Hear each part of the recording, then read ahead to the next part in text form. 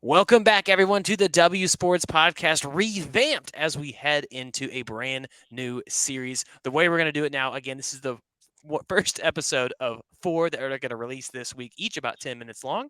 We're going to have one on Sunday, one on Monday, talking about the NFL, and then we're going to have a couple predictive episodes towards the end of the week. You guys, you don't want to miss it. Make sure you are already subscribed to the show wherever it is that you're consuming the show. And make sure you also go over to YouTube and you can watch the podcast along with us and subscribe that way. It would mean a lot. But Tubby, man, welcome back to the show. Welcome back to the new W Sports Podcast. We're new and improved. We're going to see how this goes, but I'm excited about the steps forward. I am very excited. It's going to be a little bit of a faster pace because we got about 10 minutes to get to the hmm college football weekend news. Why not start exactly with the chaoticness that happened? And Notre Dame gets No, beat by Northern yeah. Illinois. And I don't, a last second field goal gets blocked, but I, Mhm. how in the world does this happen? Is Notre Dame really that bad, or did they just fall asleep after being A&M last week? I'm not the biggest fan of Marcus Freeman. I wasn't a big fan of this team To be really true. uh, going into the season. I know a lot of people were big on Riley Leonard getting there, but I don't know. He just doesn't kind of give me a sense of someone go, yep, that guy can go out there and just get me wins. Hmm. And so that was the thing with them. So I didn't expect him to lose. I thought once they beat Texas A&M, they probably should have just coasted. But yeah, I mean, paid them $1.4 million to come to South Bend, just let them beat you. That's a lot of money to get beat. They still have a way back into the playoff. I mean, one loss this early. If you're gonna lose, Mm-hmm. you might as well do it now. They weren't gonna get a first round bye anyways because they're not in a conference, so they still have the chance. But man, this looks tough, especially if they end up one of those three loss teams on the fringes. This one is gonna pull them down. But you look at this one, Michigan looks like they have absolutely no offense going for them whatsoever. They can't get Donovan Edwards the ball enough because they're constantly behind good teams.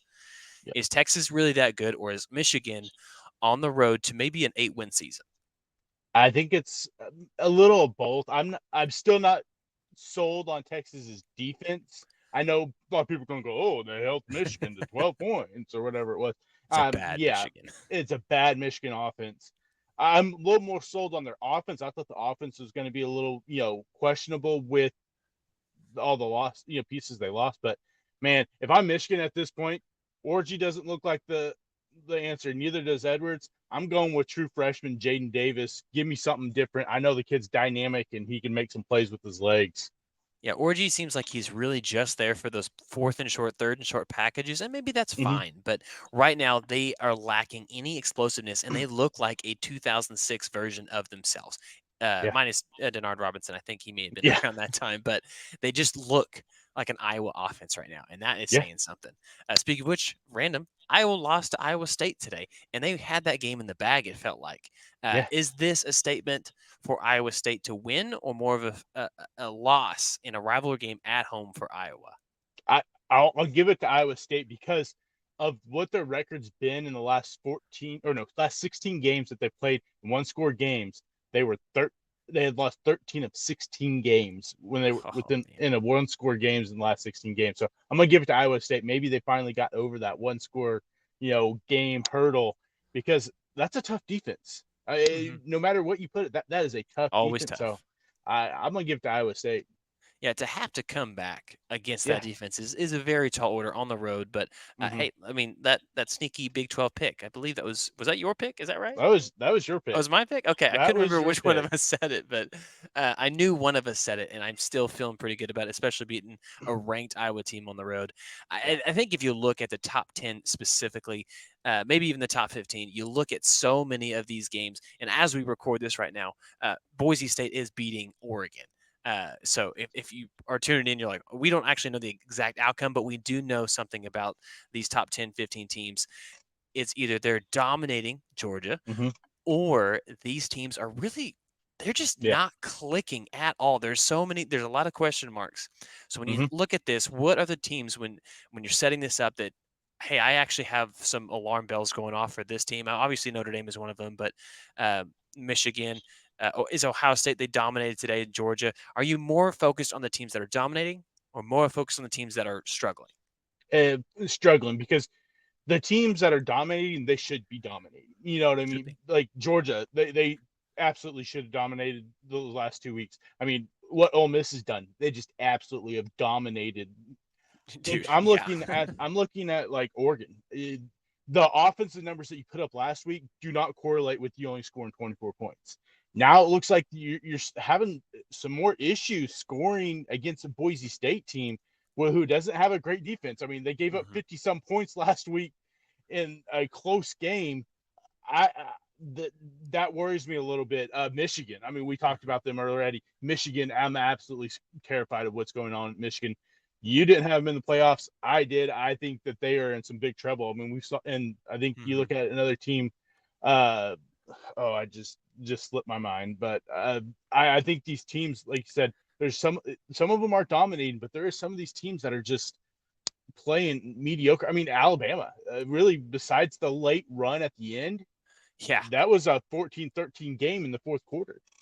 Yeah, which was just crazy to see, and that's the same South Florida team that last year gave them a lot of fits. So I thought, Yeah. hey, maybe that's part of it, but still, they did at least pull away with 28 points to at least make it look better on paper. But they're going into their locker room really frustrated with some of the things that happened in that game. Yeah. I'm not really worried about the teams that are blowing teams out. Mm-hmm. I'm not buying Ohio State yet. I don't know Yeah. that even if all of this plays out and it's them versus Georgia in the national championship, do I really trust Will Howard against a Georgia Bulldog? No, I do not. So just throwing that out there. Uh, the Texas, we'll see. I'm still not sold. Mm-mm. I think they have an easier schedule. I think we talked about that quite a bit. But Ole Miss, guys, don't sleep on Ole Miss. Jackson Dart is a smart Yeah. quarterback, and they offensively are one of the best, crispest teams out there, and it shows. Yeah. Uh, you could say the inverse about some of these teams that are struggling. And Penn State goes on the road to Morgantown, beats and really dominates that whole game against West Virginia last week, only to come back and then struggle to beat a Mac Bowling Green team. What is the deal? Is Penn State? Is this just, hey, we were sleepwalking because of last week and we're looking to next week? I I'm not sold on Penn State. They beat West Virginia, and I thought they probably were going to lose that game. To be honest with you, I will say one thing: Drew Allard does look better this year. Passing the ball, he does look a lot better than he did last year. Yeah, But I'm not sold on a James Franklin team yeah, ever right now. It's just they are too inconsistent, and this right here just kind of proves it a little bit more. That I go, you got lucky, and I think a lot of it kind of points to you don't put your foot on the pedal enough, yeah. and you just kind of like, oh, well, can coast now. Well, I can definitely see that. Um, so I see them. Oklahoma State, Oklahoma State, K State. They had absolutely no business winning either of those games, and K State did win. They had the pick Mm-hmm. six, so I guess you can give credit where that is due. But the Oklahoma State game, watching that earlier today, there was zero reason. Arkansas handed this game back to Oklahoma State. Yeah, So if you're OSU, you have to be thrilled with getting the win over an SEC team on a day where Oklahoma almost loses yeah, to a Big 12 team. I mean, the magic that could have happened for Oklahoma State fans had that worked out. It didn't quite, but uh, I mean, Arkansas pathetic performance in the second. I mean, it's so bad. yeah. Like you said, you handed it to him. I mean, you barely got off a pass to give you even a chance at a field goal. Like that final play, I'm just like, what are we doing? Yeah. You're just like scrambling, and then he throws it to him. The guy keeps running. I'm like, get out of bounds, get down, do something. Yeah, and that's the one thing, and we noticed this if you're watching the OU game, that it seems like some of that last second communication isn't quite. They're not used to it. They Uh-huh. have mics in the ears, so it's like spike the ball, spike, clock it, clock it, Yeah, clock it. Don't run another play. Don't wait. And I feel like there's still some growing pains with that. Uh, Also, volume being an issue still is absolutely yeah, wild to me. How did they not just call an NFL team and say, "How loud do you have it? What mic do you have?" Thanks, yeah. got it. Because these college stadiums are so stupid loud. Mm-hmm. But I mean, let's figure this out. Yeah, the Oklahoma State one. I so if I look at this, because we just kind of glossed over your pick to win the Big 12 with Utah, who won 23-12. But Cam Rising got hurt yet again. This dude cannot stay healthy, and this was a different injury from the last time. This is a hand injury, so some questions, Yeah. and he didn't come back. Mm-mm. How open is the Big 12 now if Cam Rising doesn't come back quick? It's definitely wide open. I still think even with Cam Rising there, it's still wide open. Uh, we talked about it. This conference, top to bottom, probably has the best quarterback play of any conference. From top to bottom, these quarterbacks in this conference are, you know, up there. So I think, yeah, if Cam Rising doesn't come back, they're in some serious trouble. They didn't score a Yeah. single point after he left, and I don't know if you know this. Who the backup quarterback is Zach Wilson's little brother. Oh, is it really? Yeah.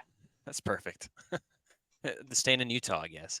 Yep. Yeah. So that's a tough blow. But if I look at this, this is unranked teams. No business. We really need to talk about these. But Cal goes on the road and defeats Auburn in Auburn. Yeah. I did not see that one coming. I know Auburn is not good, but Auburn's really been in the recruiting field this off season trying to make waves. This is a big blow for that. Mm-hmm. Um, I see this. I see the ACC. What we've talked about the last 2 weeks has really struggled. Mm-hmm. Um, and the Big Ten, Ohio State, yes, maybe a little bit of top heavy, but even the SEC has not dominated the way we'd expect. I mean, Yeah. heck, we had LSU today only won by 23. I say only to Nichols. To They were only Nickel. up by 9 in the fourth quarter. I'm like, what are we doing? How much is the Pac-12 shooting themselves in the foot? Oh, they shot themselves in the foot so They hard. could easily be the best conference right now. Yeah, I don't absolutely. understand. Like it's all about money. I get that, but like if you look at the fragileness to it, Yeah. it's a disappointing factor. No, yeah, it absolutely is. I mean, you just look at it, you would have had Oregon still there. I mean, Mm-mm. Arizona, Washington, USC looks, if their defense is anything like it was week one, they look vastly improved. Yeah. The Wow. UCLA, Cal, I mean, they've got a pretty Utah, but yeah, they went ahead and decided just to detonate the whole thing. Yeah. So it's really too bad because it does look open. So uh we could do this real quick. Obviously we're going to be a little bit short on time, so I need to know what OU what it, if they're a top 15 team, give me a top 15 team that you are the most concerned with moving forward. Moving And forward, yeah, it doesn't have to be OU. It could be anybody else. It's definitely not Tennessee. We know that. But no. Um, I'm going to say if we're going to go based off teams that haven't lost, I'm going to say Penn State. I mean, they have an easier schedule, but I get that. I right now, honestly, I might put Oregon in there. They just gave up another one. It's 20-14 right now, so they're still just struggling to get the wheel Mm-hmm. spinning. I do trust it. I trust the Yeah, recruitment class. I trust it. But outside of that, it's Oklahoma with their schedule, bro. If they play Tennessee with this offensive scheme, they're about to get rout. yeah. I Not mean, even close. if they play like they did this week, they may not even. I don't think they beat Tulane if they play like this. Yeah, it's gonna be tough. There's so many different frustrations outside of the defense. The defense is just phenomenal. The what Yeah, they do. yeah. I mean, you got out time of possessed by 11 minutes. Yeah. Clemson, they put up 66 points. Are they back? No. Okay. All right. So all right, we'll go through some quick hitters here. Um, can you rank your Power Four conferences right now? Um, I'm still going to put the SEC at the top. I mean, you still Yeah, got Georgia. Georgia, Texas, Alabama. I think Yeah. those three teams for sure. I mean, Missouri looks really good. Ole Miss. It's Hmm, hard hmm. to not put them up there. I think I, I'm going to sneak the Big 12 up there. I don't think there's enough good teams right now in the Big 10. I mean, we're looking at Michigan right now. We're not. We're Michigan. Do they finish in the top 25? I don't know. I don't Maybe know. Nebraska is the team that kind of maybe sneaks back in there to help even things out. But I don't think the Penn State's that good. I don't think Michigan's that good. So that's where I'm gonna have SEC, Big 12, Big 10, ACC. Yeah, I think I would probably go the exact same. We'll see a couple weeks down the road. Periodically we should re-rank Mm-hmm. these as the season goes on, especially with all the restructure. Yeah, But I do think there were some blows to some of these big conference teams. An Auburn losing to Cal, I just can't get past that yeah, right now. That's that's wild. tough. But Mm-hmm. that's ACC beating, right Yeah, there. There you go. um, okay, so tell me the team um, that you are absolutely the most worried about. absolutely the most worried about. Hmm. I mean, Like fans should be worried about a coach getting it through the whole season outside of um, Florida. outside of, I was gonna say Florida's. They're done. They're Uh, done. trying to think. Man, I I'm gonna go with Baylor.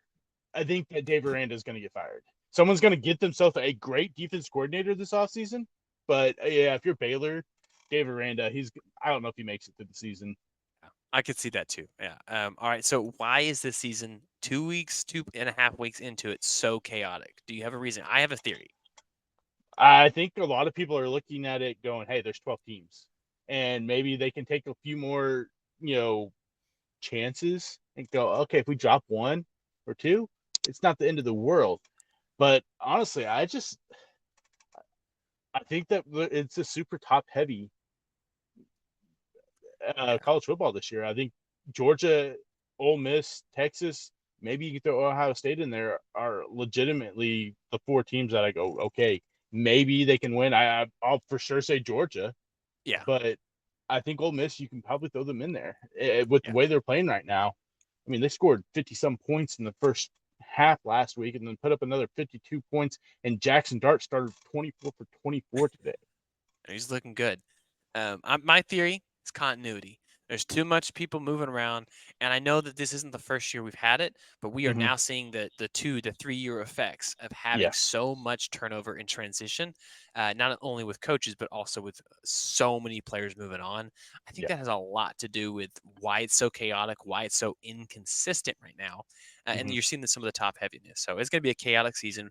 Make sure that you guys, if you're not already, be sure to subscribe to the show. We're excited to jump on this new journey. I know it was a sprint of an episode, but don't worry, we're going to be back again tomorrow. You can check us out on YouTube as well as we break down week 1 of the NFL season. See y'all tomorrow. See ya.